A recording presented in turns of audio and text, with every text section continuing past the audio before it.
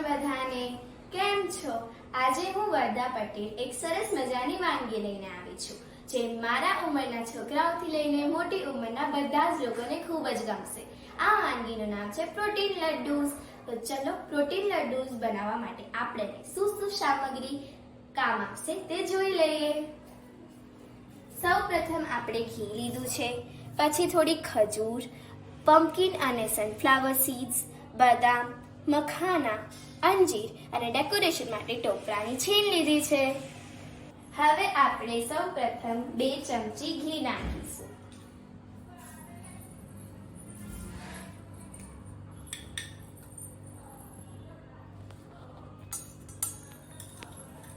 પછી તેની અંદર સીડ્સ એડ કરીશું.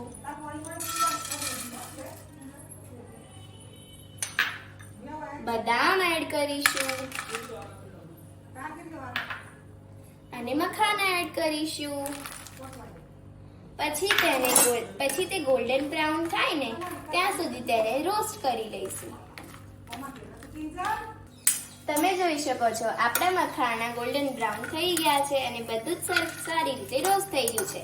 તો હવે આપણે મખાનાને નીકાળી લઈશું.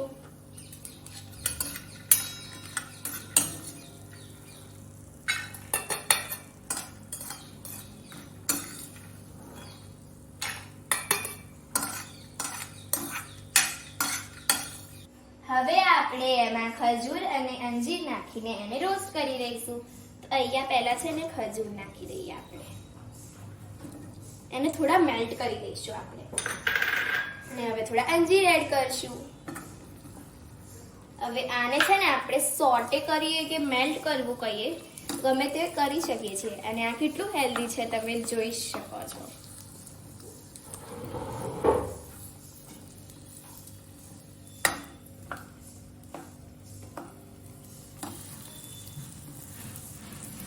અને હા, એક નોંધ લે, હવે તમે જોઈ શકો છો આપણી ડેટ્સ અને અંજીર બહુ એકદમ સરસ રીતે મેલ્ટ થઈ ગયા છે. એને હવે આપણે એક વાટકામાં કાઢી લઈશું. હવે આપણે મેં બદામ તો આમાં નાખી દીધી છે. હવે આપણે બદામ મખાના જે આપણે ઘીમાં સોટે કર્યા હતા એને પણ આની અંદર નાખીને ક્રશ કરી લઈશું. હવે તમે જોઈ શકો છો આપણે મખાના, બદામ અને સીડ્સ બધું જ કેટલું સારી રીતે ગ્રાઇન્ડ કરીને એક પાવડર જેવું તૈયાર કરી લીધું છે. આપણો પાવડર તો બહુ સ્મૂથ થઈ ગયો છે. હવે આપણે બધું આની અંદર નાખીને મિક્સ કરી લઈશું.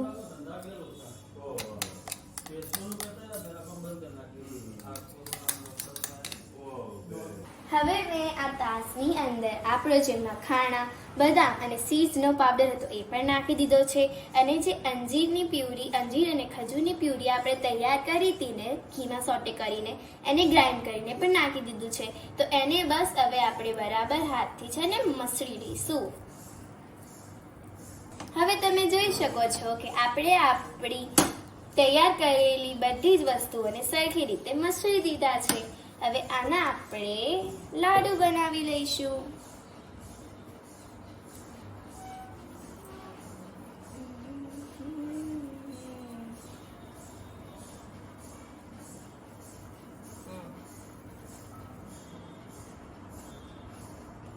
લાડુને સારો શેપ આપીશું. પછી એને આપણે ડેકોરેશન માટે એને આ નાના એક આવી જ રીતે આપણે બીજા લાડુ પણ બનાવીશું. અને આને આપણે ટોપરાની છીણમાં કોટ કરી દઈશું. સરખી રીતે કોટ કરીને આને અહીંયા અંદર પાછા મૂકી દઈશું. હવે આપણે બીજો લાડુ બનાવીશું. તમે જોઈ શકો છો કે આપલા લાડુ તૈયાર છે. તો હવે એનું આપણે પ્લેટિંગ કરીશું.